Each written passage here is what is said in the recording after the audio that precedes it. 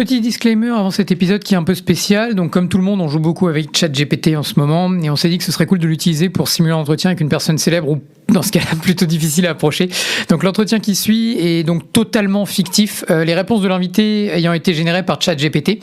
On avait vérifié les réponses et elles nous semblent cohérentes et pertinentes, mais cependant, elles n'engagent évidemment en aucun cas cette personne sur les propos tenus par l'IA. Vous retrouverez tous les prompts utilisés pour cet entretien et donc le transcript dans les notes de l'émission. Sur ce, nous souhaitons une bonne écoute.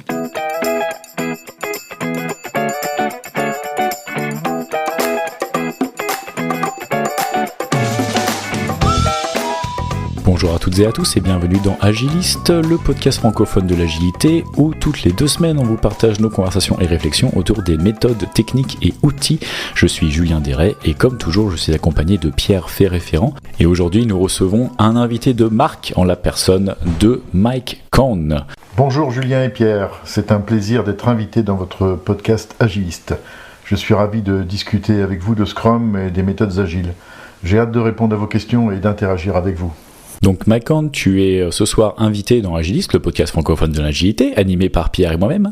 Et nous allons te poser des questions et interagir avec toi. Tu me connais personnellement, j'ai assisté à ta formation pour devenir Scrum Master il y a 6 ans.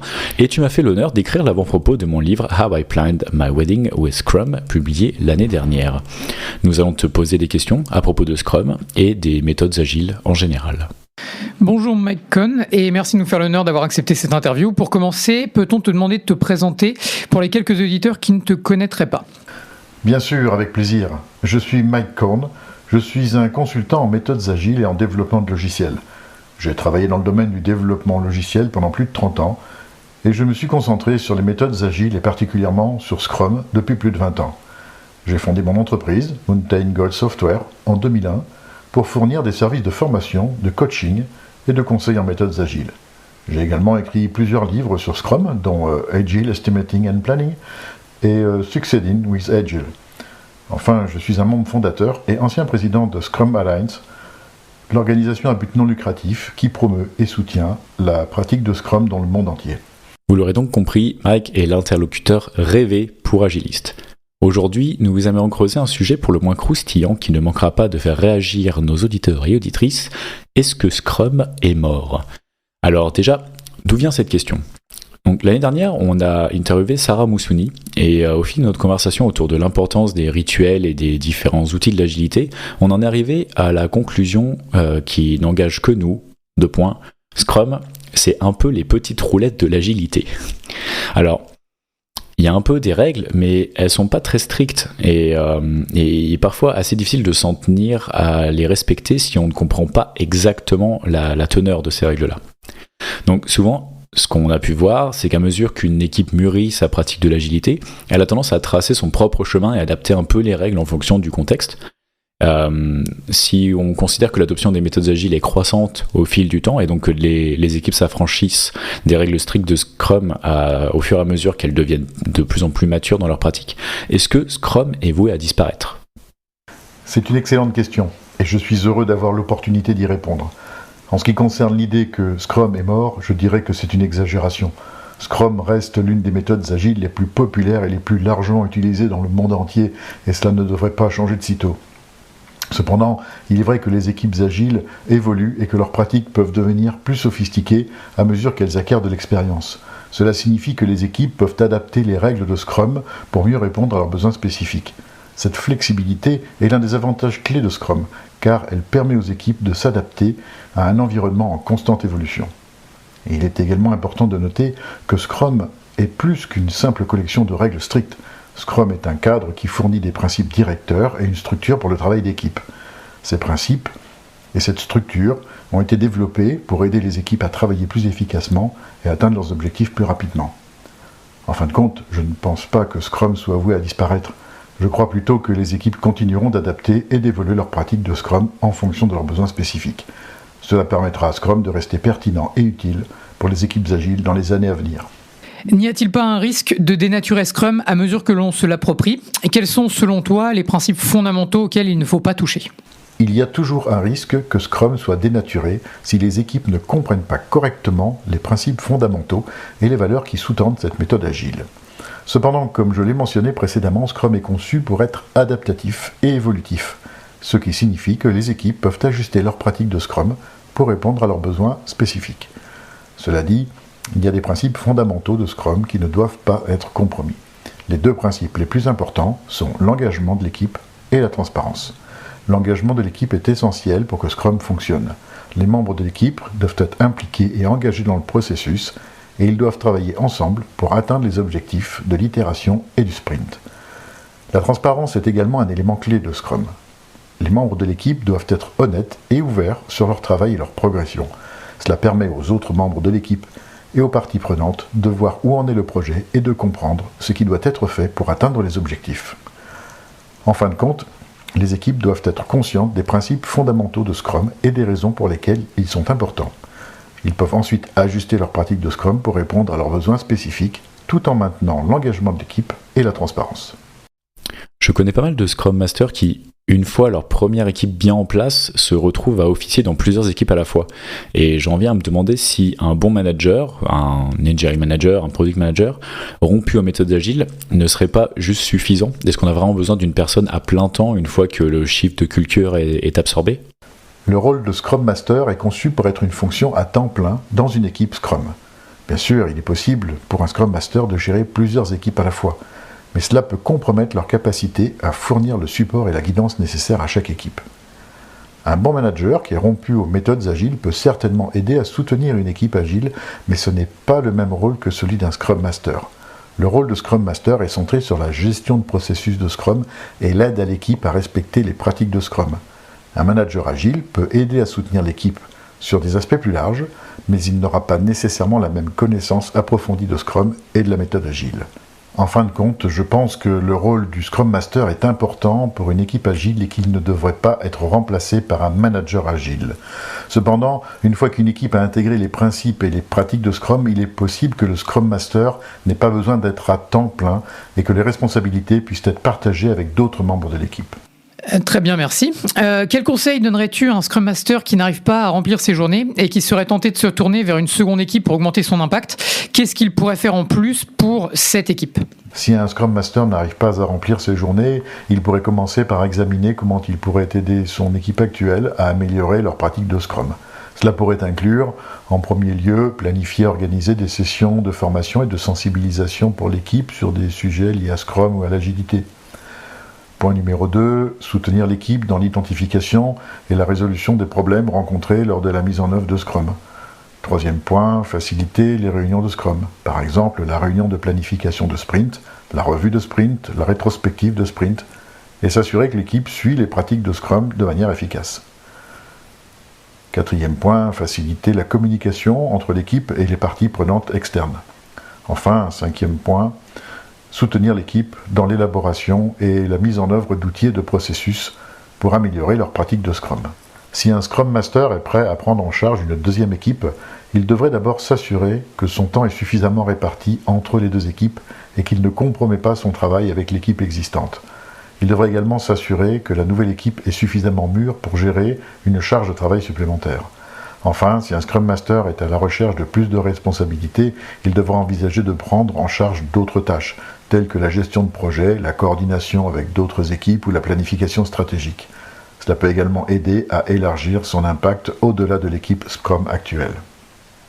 Excellent, merci beaucoup pour ces réponses. Vous l'aurez compris, on dirait bien qu'on va pas pouvoir se passer des Scrum Masters de sitôt.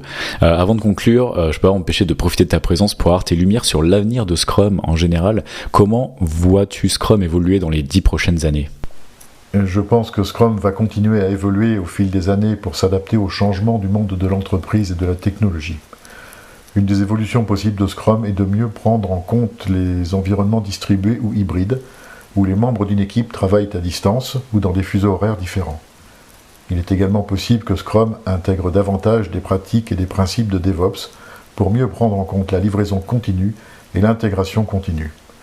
Enfin, je pense que Scrum continuera à se concentrer sur la collaboration et la communication entre les membres de l'équipe, mais pourra élargir cette approche à l'ensemble de l'entreprise, y compris les parties prenantes externes.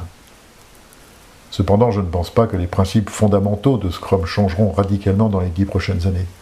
La transparence, l'inspection et l'adaptation resteront des piliers clés de cette méthode agile. Finalement, et dernière question, vois-tu Scrum être adopté dans des environnements moins liés à l'industrie de logiciels? Quels secteurs pourraient être les premiers à se pencher sur ces méthodes? Oui, absolument. En fait, Scrum a déjà commencé à être adopté dans d'autres industries, notamment dans la finance, la santé, l'éducation et même dans le secteur gouvernemental. Dans ces industries, les entreprises et les organisations adoptent Scrum pour gérer des projets de développement de produits, des projets de transformation numérique ou encore pour améliorer leurs services clients. Je pense que nous verrons de plus en plus d'entreprises adopter Scrum dans les années à venir, car de plus en plus de personnes comprennent les avantages des méthodes agiles. En fin de compte, les principes de Scrum peuvent être appliqués à toute organisation qui souhaite améliorer son efficacité et sa capacité à s'adapter rapidement aux changements. Merci infiniment, Mycon, d'avoir pris le temps de discuter avec nous et de partager avec nos auditeurs et auditrices. Il est de tradition que l'invité nous présente un outil de son choix qui puisse aider les auditeurs dans leur travail et leur vie de tous les jours en lien avec les méthodes agiles, la communication ou le management. Quelle serait ta recommandation ? Je suis ravi de partager mes réflexions avec vous et vos auditeurs, Julien et Pierre. En ce qui concerne votre demande de recommandation, je suggère l'utilisation de la technique de la Value Poker pour aider les équipes à estimer la valeur des éléments du backlog de produits. Cette technique est très simple et efficace et elle peut être utilisée par n'importe quelle équipe Scrum ou Agile. La Value Poker consiste à réunir l'équipe autour de la table et à leur donner un ensemble de cartes de poker numérotées de 1 à 100, chaque numéro représentant une estimation de la valeur de l'élément du backlog de produits. Les membres de l'équipe votent ensuite pour donner leur estimation de la valeur de l'élément en choisissant une carte qui correspond à leur estimation. Une fois que tous les membres de l'équipe ont voté, la valeur de l'élément est déterminée en prenant la moyenne des votes. Cette technique aide les équipes à évaluer rapidement la valeur relative des éléments de backlog de produits, ce qui leur permet de mieux prioriser leur travail et maximiser la valeur pour leurs clients et leurs utilisateurs. J'espère que cette recommandation sera utile pour vos auditeurs et pour les équipes qui cherchent à améliorer leurs pratiques agiles. J'ai cru comprendre que les estimations ne sont plus utilisées dans les dernières versions du Scrum Book. Penses-tu que le Value Poker est toujours utile ? Effectivement, les dernières versions du Scrum Guide ne mentionnent plus les estimations en tant que pratique ou cérémonie Scrum. Cela ne signifie cependant pas que les estimations ne sont plus importantes et que les équipes ne doivent plus les réaliser. Les estimations restent un élément clé de la planification et de la prévision des projets, et de nombreux outils et techniques sont disponibles pour les réaliser. Le Planning Poker, qui est une forme de Value Poker, est l'une de ces techniques et reste une méthode utile pour les équipes qui cherchent à estimer les temps et les efforts nécessaires pour terminer les éléments du backlog produit. En fin de compte, il appartient à chaque équipe Scrum de déterminer quelles techniques et quelles pratiques sont les plus adaptées à leur contexte, en fonction de leur expérience et de leur compréhension des besoins, de leurs produits et de leur organisation. Et ce sera donc le mot de la fin pour cet épisode très spécial. On vous le rappelle, les réponses de Mycon ont été générées par ChatGPT. Nous avons préparé cet entretien, un entretien avec des gros guillemets, en s'assurant que les réponses n'étaient pas totalement fausses, tout en laissant un peu de marge à l'IA pour s'exprimer et pour exprimer des points de vue peut-être un peu plus exotiques. C'est ce qu'on recherche aussi quand on a des invités. C'est une bonne occasion de vous rappeler de ne pas prendre tout cet épisode et tous nos épisodes, j'ai envie de dire en général, pour argent comptant. Chaque équipe est différente, chaque contexte est différent. Les méthodes agiles nous offrent simplement une direction, une inspiration à suivre pour essayer de converger vers ce qui conviendra le mieux à votre situation, à votre équipe. On remercie très chaleureusement Jean-François Desrets, mon papa, qui a gentiment accepté de prêter sa voix à Mycon pour cet épisode.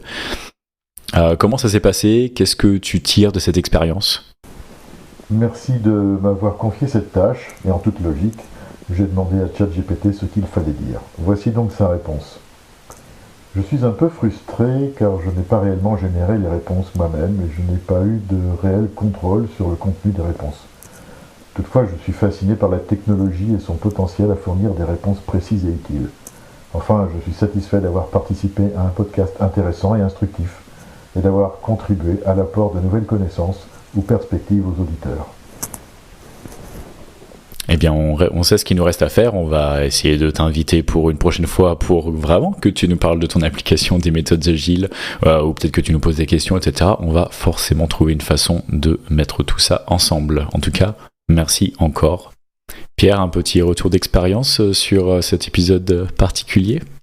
Ouais, c'est un super épisode encore une fois. Donc évidemment, on a surfé un petit peu sur la vague de ChatGPT pour avoir une conversation, mais je trouve que c'est assez impressionnant ce qu'on peut avoir. Juste pour les infos, Julien, peut-être rappeler si on l'a fait avec ChatGPT 3 ou ChatGPT 4. Je crois que c'est ChatGPT 3, mais tu me confirmeras.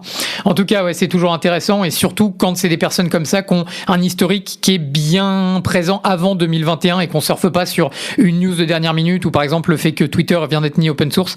Je trouve que c'est hyper intéressant les réponses puisque Mike Cohn étant un ponte dans la discipline, il y a énormément d'écrits de sa part et même des gens qui ont écrit sur lui, donc ce qui donne énormément de contexte à ChatGPT et on le voit même dans les réponses, c'est assez intéressant, donc très très intéressant comme épisode. Non, effectivement, un épisode très intéressant à faire en tout cas. J'espère qu'il sera aussi intéressant à écouter. Je sais pas si vous entendrez au montage qu'on a fait ça totalement en asynchrone, donc c'était aussi un petit exercice pour nous de faire tout ça, et c'est un exercice au montage, je vous l'assure. Donc j'ai utilisé ChatGPT version 3, donc la version que tout le monde peut utiliser gratuitement en avril 2023 au moment où on enregistre. Voilà, on espère que ça vous a plu. N'oubliez pas que c'est juste une machine statistique, donc il dit juste ce qui est le plus statistiquement probable. Donc voilà, faut pas prendre tout ça pour argent comptant, mais en tout cas c'était assez rigolo à faire et assez intéressant en vrai d'avoir un peu de perspective. Donc n'hésitez pas vous aussi à faire un peu l'exercice, mais évidemment garder plus qu'une grosse pointe d'esprit critique dans ses réponses.